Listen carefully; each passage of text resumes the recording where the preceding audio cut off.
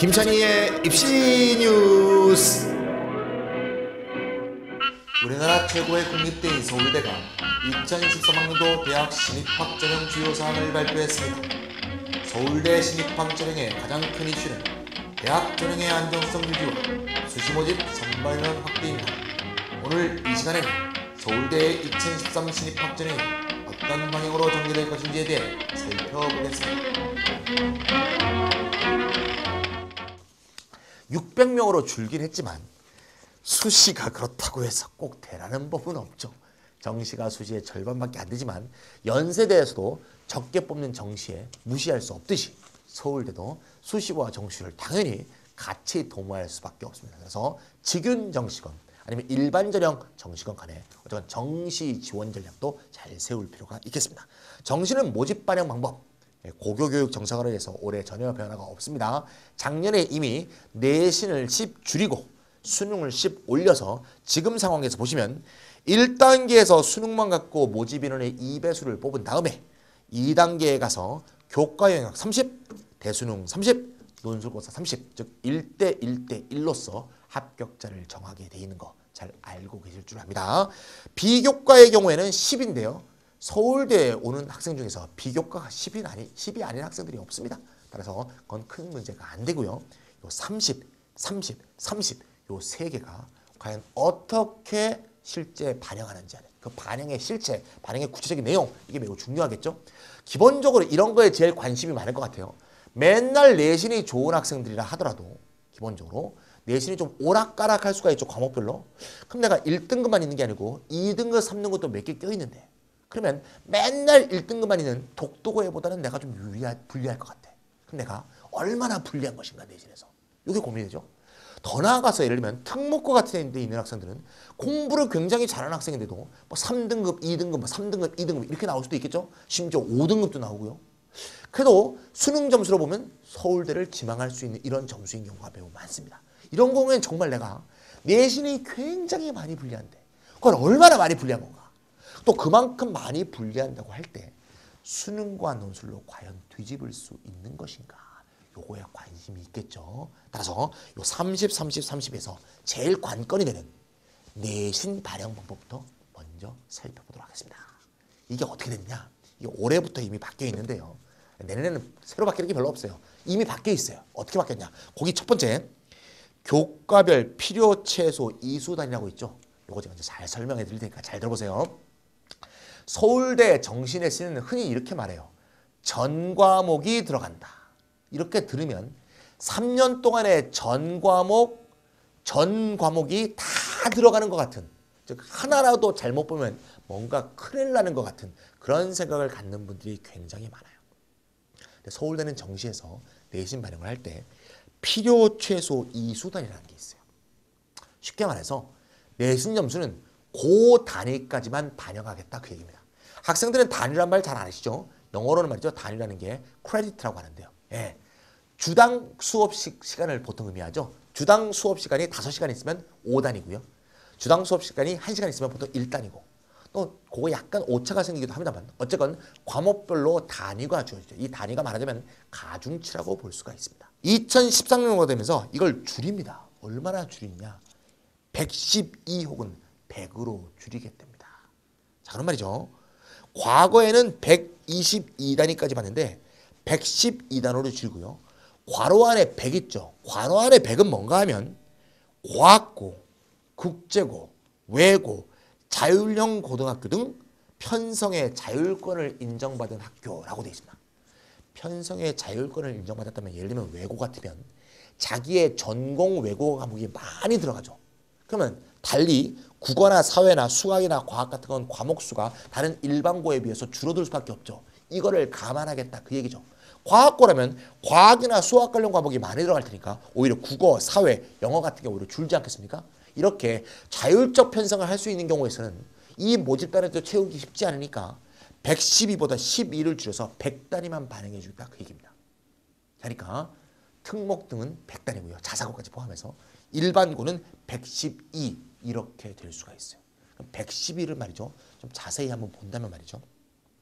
국어부터 쭉 있죠. 국어, 사회, 수학 쫙. 국어가 모집 단위가 20단위만 반영한다고 돼 있어요. 이게 뭔 말인가 하면 잘 보세요. 국어 과목이 여러 가지가 있죠. 뭐 국어도 있고요. 국어와 생활도 있고요. 뭐 문법도 있고요. 뭐 여러 가지가 있습니다. 국어 과목이 쫙 있는데 문학도 있고요. 그렇죠? 작문도 있고 여러 가지 있죠. 국어 과목에서 어떤 국어 한 과목이 5단위가 있다고 봅시다. 또 5단위가 있고요. 뭐 4단위, 4단위, 5단위 막 있다고 봅시다. 여러 가지 과목이 있겠죠. 이 중에서 제일 잘 본 거를 먼저 포함시키는 겁니다. 예, 예를 들면 1등급인 걸 먼저 포함시키는 거죠. 1등급인 게 5단위짜리가 하나 있어요. 또 5단위짜리가 하나 있습니다. 4단위가 있고 4단위가 있으면 5, 5, 4, 4 전부 몇 단위입니까? 18단위죠. 18단위. 그다음 다섯 번째 과목이 역시 4단위라서 이걸 포함시키게 되니까 22단위가 됩니다. 그러면 20단위를 넘어서죠. 그러면 이 마지막 다섯 번째 과목은 벌이라고 돼 있어요. 즉 20인 게 20까지도 아니고요. 20을 넘지 못한다 이 말이에요. 따라서 5, 5, 4, 4에서 18이 되잖아요. 나머지 과목이 더하는 순간 20이 넘어버리면 이 18에서 그냥 포함이 끝나는 거예요. 그러면 5, 5, 4, 4만 반영하게 되면 결국 수많은 국어 과목 중에서 결국 제일 잘 본 과목 4과목만 반영한다 이 얘기입니다. 아시겠죠? 그러니까 국어에 3년 동안 전 과목이 반영되는 게 아니에요. 즉 내신이 나쁜 학생이 내신이 정말 좋은 애들 또는 예를 들면 상대적으로 학력이 좀 떨어지는 동네에서 공부를 내신이 굉장히 좋은 학생하고 경쟁이 치열한 곳에서 내신이 좀 불리한 학생들의 그 격차를 많이 줄일 수 있겠죠. 왜? 잘 본 과목만 들어가게 되니까. 그죠? 뭐 1, 1, 1, 2, 3, 5, 6 할 때 3, 5, 6은 빼버리면 되니까. 알겠죠? 사회하고 보세요. 사회. 또 과학을 보세요. 과거에 이 제도가 처음 생길 때는 사회도 따로 보고요. 기술 과정도 따로 봤어요. 과학도 따로 보고 또 그다음에 사회하고 역사도 따로 봤고요. 과학과 기술 과정을 따로 봤는데요. 몇 년 전부터 이걸 합쳐버렸어요. 그래서 사회, 역사, 도덕 합쳐서 그냥 22. 과학, 기술 과정 합쳐서 22.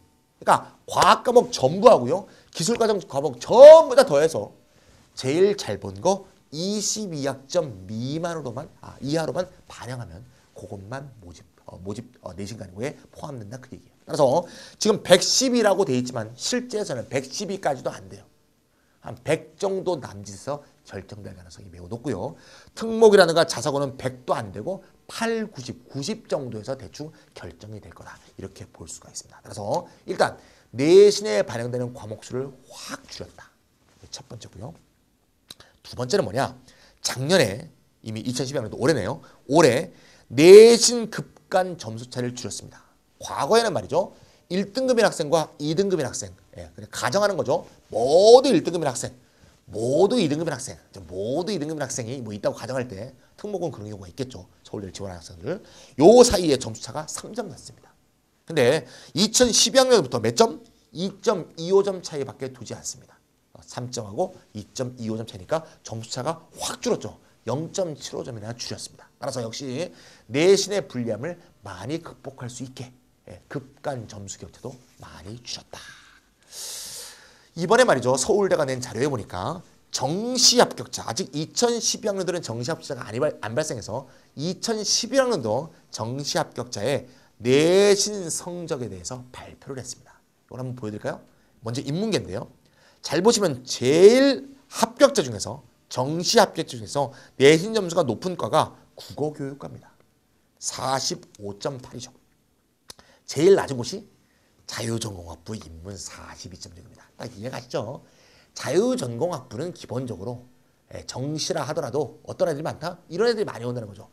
내신이 좀 떨어지지만 수능 점수와 논술 점수는 높은, 그러니까 공부는 잘하는데 굉장히 좋은 학교 다니는 애들이 자유전공학부를 좋아하더라. 그에 반해서 독도 이런 데 사는 애들은 자유전공학부도는 국어교육과 이런 분명한 과를 좋아하는 경우가 있다더라. 느낌 딱 오시죠? 예. 근데 어쨌건 간에 평균적으로 보면 한 45 정도라고 볼 수 있습니다. 2011학년들은 내신 총점을 50점까지 반영하던 겁니다. 그중에서 10은 비교과이니까 교과를 40 반영하던 시절이에요. 지금은 30 반영하죠. 40 반영하고 거기 10 더하니까 50이 만점인 시대에 평균이 보통 45면 정시를 합격했다는 말은 무슨 의미예요? 50점부터 40점까지 일반적으로 분산돼 있다 그 얘기죠. 합격자가. 그럼 내신 50점 애가 합격한 거는 이해 쉽게 할 수 있고요. 내신 40점 애가 50점보다 내신 점수가 10점 정도 불리한데도 수능과 논술 점수가 높아서 역전에 성공해서 합격에 성공했다 이 말이죠. 자기보다 내신 좋은 사람들 다 제꼈으니까. 그래서 과거에 3점 차이를 줄 때라고 본다면 10점 정도 차이라면 한 4등급 정도 위치라고 볼 수 있죠. 1과 2 사이가 3, 2와 3 사이가 3, 3과 4 사이가 3, 3, 3, 3이 9니까 보통 특목이나 아주 전국 단위 자사고에서 4등급 정도 하던 학생들이 실제로 수능과 논술 점수로 역전할 수 있었다 그 얘기죠. 그래서 지금 예를 들면 내가 무슨 외고 다닌다. 4등급 정도다. 수능과 논술로 과거에도 뒤엎었다는 거야. 근데 올해부터 작년부터 올해부터 어떻게 했어요? 올해부터 2012학년부터 그 급간이 2.25로 줄었죠. 2.25. 그럼 2.25로 줄었으니까 이걸 10으로 환산하면 어떻게 되겠어요? 5등급까지 내려가죠. 5등급과 1등급 차이가 9점 나거든요. 그러니까 과거에는 1등급부터 4등급까지 9점이었는데 1등급에서 5등급까지 9점이란 말이야. 그래서 기본적으로 5등급 정도가 돼도 기본적으로 내신이 수능과 논술로 뒤집어 엎을 수 있다. 자유전공학부는 더하다. 6등급이더라도 수능 논술을 기가 막히게 잘 보면 뒤집기도 한다. 이걸 잘 보여주고 있습니다. 뒤에 자연계표는 설명을 안 드릴 텐데 비슷한 구조로 볼 수가 있어요. 그래서 우리 학교는 너무 내신이 따기 힘들어. 나 이런 학교 왜 한 거야? 이런 식으로 자탄할 게 아니고 분명히 역전할 수 있다는 자부심을 갖고 열심히 해주시면 되겠어요. 자, 그러면 과연 내신이 10점 차이가 나는데도 정시에서 뒤집을 수 있는 건 도대체 수능과 논술을 어떻게 반영하기 때문일까? 논술은 결과 발표를 한 적이 없어요. 그냥 추론하건대 보통 한 15점에서 17점 차이 정도가 발생하는 게 아니냐 이렇게들 보통 예측합니다. 제일 잘 본 애가 30점 만점에 보통 28점, 못 본 애가 한 12점, 13점 이 정도 해서 차이가 한 15점에서 17점 정도 생기지 않겠느냐 이렇게 추측은 하는데요. 정확하게 발표 과정은 없어서 알 수가 없습니다. 어쨌건 논술 점수가 10점 이상도 날 수 있다는 거. 그럼 그것만으로도 뒤엎는 경우도 있긴 생기겠죠.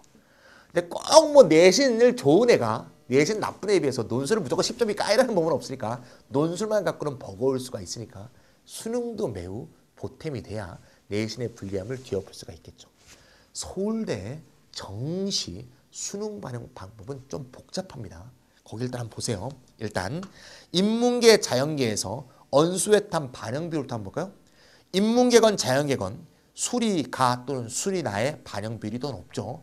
언어 외국어에 비해서 25%를 더 반영해서 언어 외국어가 1이라고 본다면 수리는 4분의 5를 반영합니다. 그래서 수리에 가중치가 있다는 거 잘 알고 계시고요.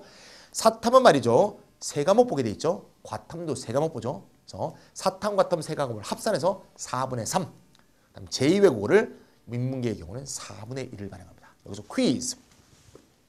자, 인문계와 자연계가 사탐 또는 과탐을 4분의 3, 즉 언어 외국어 점수 크기에 4분의 3을 반영한다는 것은 사탐과 과탐 점수를 몇 퍼센트로 축소한다는 얘기입니까? 막 얘기하고 있네. 네, 50%로 축소한다. 이해갑니까? 이해 안 가지, 이해 안 가지. 쉽게 설명해 드릴게요. 보세요. 언수 외 말고 사탐 과탐 몇 과목? 세 과목이죠. 세 과목이면 그게 3 아닙니까? 3. 3인데 사탐 과탐은 총점이 그죠? 총점. 표준이건 원점수건 언수의 절반이죠. 따라서 그대로 반영한다면 세 과목 나누기 2, 즉 3 나누기 2를 해야 과목 점수를 그대로 반영하는 거죠. 이해가죠? 원래 점수가 절반이니까. 3분의 2를 3 나누기 2를 반영하지 않고 3 나누기 4로 반영한다는 거잖아요. 따라서 사탐 세 과목, 과탐 세 과목을 더한 다음에 반토막 낸다 그 얘기죠. 따라서 외국어 점수의 2점 차이하고 사탐 점수의 4점 차이가 결과적으로 같다 이 말이죠. 알겠죠? 그래서 사탐 세 과목 공부를 할 때 언수회하고 비중을 잘 맞춰줘야 된다. 그러니까 사탐 한 과목은 언수회의 딱 반토막만큼의 결국 중요도를 갖고 있다. 이거 잊지 마시고요. 그렇다면 제2외국어, 인문계의 제2외국어도 얼만큼의 반영 비율을 갖는지 알겠죠? 예. 한 과목이니까 1인데 점수가 반토막이니까 2분의 1이어야 온전히 반영하는 건데 4분의 1이니까 역시 제2외국어도 반토막 내서 반영한다. 이렇게 보시면 되겠습니다. 그래서 쉽게 얘기한다면 1대, 그죠? 1대, 그죠? 25%더 반영, 가중치 1, 그 다음에 반토막, 이렇게 반영한다. 이렇게 보시면 되겠습니다. 이게 반영 비율이니까 공부할 때 꼭 참조하시고요. 수능 점수를 아까 30점을 반영한다고 하는데 이 30점을 도대체 어떻게 반영하는 거냐? 서울대가 발표한 거기 표가 있습니다. 거기 보이시죠? 모집 단위별 수능 점수 편차가 22.5 이상일 경우와 22.5 미만일 경우에 어떤 수학적인 도식이 되어 있습니다. 일반인들은 이걸 봐봤자 뭔 말인지를 이해할 수가 없게 되어 있어요. 그래서 제가 잘 설명을 드릴게요. 이렇게 되는 거예요. 자, 보세요. 서울대는 정시에서 1단계 모집위원회 몇 배수를 뽑습니까? 그렇죠. 2배수를 뽑죠. 그러면 예를 들면 국어교육과다. 국어교육과 정시 정원이 뭐 4명이다. 그럼 그거의 2배수인 8명을 뽑는 거죠. 뭐만으로? 수능만으로 뽑죠. 이때는 환산 방법이 필요 없어요. 1단계에서는. 왜? 수능 점수가 쫙 서 있으니까 쫙 서 있는 순서대로 8명을 딱 자르면 되는 거니까. 8명이 점수대로 딱 넘어오죠. 그럼 8명이 넘어왔는데 그 넘어온 8명에서 제일 잘 본 놈이 1등이고 제일 못 본 사람이 8등이죠. 즉 1단계 2배수 통과할 때 최고점자와 최저점자가 있겠죠. 이 점수차를 지금 여기서 수능 점수 편차라고 한 거예요. 따라서 이 1단계 2배수 통과할 때 1등한 사람과 2등한 사람의 편차가 점수 차이가 22.5 이거 서울대식 환산 점수로 얘기합니다. 아까 1대 4분의 5, 1, 4분의 3, 4분의 1 이렇게 해서 반영한 점수 이 총점이 22.5점 이상 차이가 나면 말이죠. 그냥 22.5점 차이로 본다 이거예요. 1등과 꼴찌가 30점 차이가 난 상태에서 2단계로 들어왔어. 그럼 2단계에 들어와서 그 30점을 반영할 때 최고점으로 온 애는 몇 점을 준다? 30점을 주고요. 최저점으로 들어오는 몇 점을 준다? 7.5점으로 준다. 이 말이에요. 알겠죠? 그럼 만약에 1단계를 통과할 때 최고점과 최저점 차이가 22.5점 차이가 나. 그래도 22.5점 차이가 나게 30점과 7.5점으로 2단계에서 반영한다 이거죠. 이해가죠? 그러니까 22.5점 이상이 생기면 그 너무 많이 생긴 걸 다 반영해 주지 않고 그냥 22.5점으로 잘라버린다. 이런 얘기예요. 그럼 만약에 경쟁이 치열할 수가 있죠. 치열해서 1단계 통과할 때 1등부터 8등의 점수를 봤더니 22.5점 차이도 안 나. 이런 경우가 굉장히 많을 겁니다. 예, 시험이 쉽게 나올수록 더욱더 그렇겠죠. 물수능일수록 점수가 막 붙어 있으니까. 그럼 22.5점 차이가 안 나면 어떻게 하냐. 안 나면 그 점수난 차이를 그대로 반영한다. 그 얘기예요. 그 도식을 계산하면 그렇게 됩니다. 예를 들면 아까 동일하게 얘기했던 국어교육과 4명이 있어요. 8명이 1단계를 통과할 때 여기 지금 표가 보입니다. 어떤 학생이 최고점자가 570점이야. 최저점자가 560점이야. 몇 점 차이 났어요? 10점 차이 났죠. 그러면 이 학생을 2단계 점수 환산할 때 최고점자를 몇 점? 17.5점. 최저점자를 몇 점? 7.5점을 줘서 10점 차이를 둔다. 이해가시죠? 만약에 1단계를 통과할 때 1등과 꼴찌가 1점 차이밖에 안 났어. 이런 일도 다반사로 생길 겁니다. 인기과고 모집인원이 적고 시험이 쉽게 나와서 물수능이 되면 1등과 꼴찌가 1점 차이도 안 나고 0점 몇 점 차이가 나는 경우도 있겠을 거예요. 1점 차이가 났다. 그 상태에서 2단계로 넘어갔다. 그럼 어떻게 된다고요? 최고점자는 8.5점, 최저점자는 7.5점 차이로 1점 차이만 둔다. 이렇게 제가 도표로 만들어서 보였습니다. 이 도표는 예시도표고요. 제가 만든 거고 서울대가 이렇게 친절하게 예시도표는 주어지지 않았습니다. 간단히 정리하면 1단계를 통과할 때 22.5점 이상 차이가 나면 22.5점으로 그냥 잘라서 수렴하고요. 22.5점 이하 차이가 났을 때는 그 차이가 그대로 2단계에서 수능 점수 차이가 되는 것이다. 이게.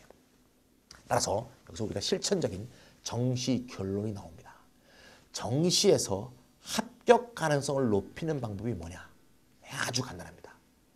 자신의 희망과를 조금 낮추면 돼요. 희망과를 조금 낮춰라. 이해 가시죠? 예. 예를 들면 내가 희망과가 경영학과야. 경영학과 점수대는 여기야. 그래서 내가 2배수로 통과하는데 통과할 때 꼴찌로 통과해. 그러면 벌써 수능 점수를 까이면서 통과해서 2단계로 가죠. 그러면 내신도 불리한 학생이 말하자면 이렇게 통과했으면 내신 점수 까였지 수능 점수 까이지 논술에서 역전하기가 힘듭니다. 왜? 얘네들은 논술로 오나? 아니잖아요. 또 경영학과에 그러면 선생님 경영학과 1등으로 통과하면 되죠. 1등으로 통과했다 하더라도 다른 애들도 잘하잖아요. 점수차가 2점밖에 안 났어. 그럼 2점밖에 이익이 안 생긴다는 거죠. 그럼 얘가 내신에서 예를 들면 10점 손해를 이미 보고 있어. 그러면 마이너스 이미 8점인 상태에서 논술 상태 들어가잖아요. 역시 역전이 안 된다는 거죠. 이해가죠? 근데 경영학과 점수대가 여기인데 예를 들면 인류지리학군 점수대가 여기라고 한번 보세요. 인류지리학군. 내가 경영학과 2배서 통과할 수 있는 점수지만 일부러 인류지리학군을 내가 선택했어. 근데 내가 이런 점수를 갖고 인류지리학군에 들어가게 되죠. 그럼 인류지리학군의 평균 점수대와 내가 예를 들면 13점 차이가 나도록 1등을 할 수가 있겠죠. 그럼 플러스 13점을 갖고 2단계로 들어가는 거 아니겠습니까? 그럼 내가 내신에서 10점을 까였다 하더라도 정시에서 플러스 3점 갖고 논술에 임하기 때문에 논술에서 망하지만 않으면 무조건 합격하겠죠. 이해가죠? 네. 서울대의 제도는 완전 수능 점수를 절대 점수 차이로 비교하는 게고 과마다 상대화시키기 때문에 내가 570이다. 그럼 570이 570이 아니야.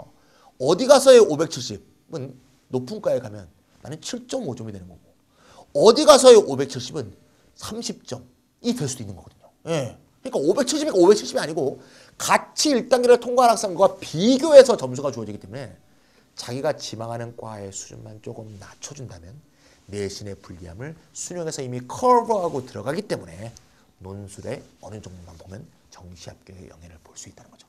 특히 내년부터는 정시론이 줄어들었기 때문에 이런 식의 정시 원서 접수 전략을 잘 보셔갖고 전략적으로 지원해 주셔야겠습니다. 자, 지금 제가 수시 일반 전형에 대해서 아까 쭉 어떤 구술 면접을 대비해야 될 것인가 이렇게 말씀드렸는데요. 기본적으로 말이죠. 수시 그러면 도대체 과거에는 특기자 전형이죠. 수시 특기자 전형에서 도대체 필요한 게 뭐냐? 뭘 도대체 준비해야 되냐? 무슨 특기가 준비하냐?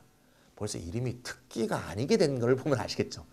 특기가 중요한 과가 원래 아니에요. 예. 자꾸 뭐 이런 경우 있어요. 탭스 점수가 좋아야지 하더라. 서울대는 그렇게 안 뽑습니다. 서울대가 유치하게 말이죠. 외국에서 한 4년 살다 왔어. 탭스 점수 높아. 그럼 그런 애 뽑아? 절대 안 그런다 이거예요. 나머지는 다 바본데. 그런 사람 안 뽑는다 이거예요. 아무리 외국에 살다 왔다 다 바보라는 거 아니에요. 그런 애가 있다고 얘기할 때. 서울대의 경우에는 기본적으로 일반적으로 이름이 바꿨다는 건 매우 시사하는 바가 커요. 기본적으로 뭐가 필요해요? 그렇죠. 지균이건 일반 수시건 간에 내신이 좋아요. 내신. 네. 내신 답하고 의미가 없어요. 내신. 교내 활동. 그죠? 교내 동아리라든가 교내 무슨 뭐 그런 거 있죠. 교내 무슨 뭐 활동이라든가 그런 거. 교내 활동 중에서 특히 회장, 정교회장, 부회장 이런 식의 리더십 중요하죠. 그다음 또 뭡니까? 교회 활동. 교회 활동 중요하죠. 교회 활동도 좀 시시한 거 말고 의미 있는 교회 활동, 의미 있는 경시대면 더욱더 좋겠죠. 그다음에 봉사 활동. 그죠? 이런 거. 그다음에 다양한 관점에서의 특히 교내에서의 수상 성적. 교내 100일장 대회 1등, 교내 무슨 국사 뭐 알림 대회에서 1등, 뭐 이런 거 굉장히 의미 있는 활동이죠. 그죠? 교내 영어 대회 1등 뭐 이런 것들, 교내의 수상 능력. 이런 것들을 전반적으로 다 서류 속에서 아울러 갖고 계시면서 자기가 지원하는 모집단위와 면접 구술 시험에 대한 대비, 즉 전공적성과 포괄적인 지적 능력의 개발, 이게 다 보탬이 돼야 되겠죠. 선생님 이걸 다 어떻게 합니까? 라고 생각할지 모르겠지만 서울대를 희망하는 학생이라면 그것을 힘들다고 하지 마시고 자기가 꾸준하게 준비를 하셔야 서울대 합격의 영예를 볼 수 있지 않을까 싶습니다. 제가 서울대 갈 때만 해도 서울대 정원이 6,600명이었습니다. 근데 지금 내년에는 3,124명밖에 안 된다니까 정말 반토막도 아니네요. 그래서 열심히 공부하시고 열심히 준비하셔서 서울대 합격의 영예를 꼭 보시길 바랍니다. 여기까지 40회 입시뉴스 김찬이었습니다.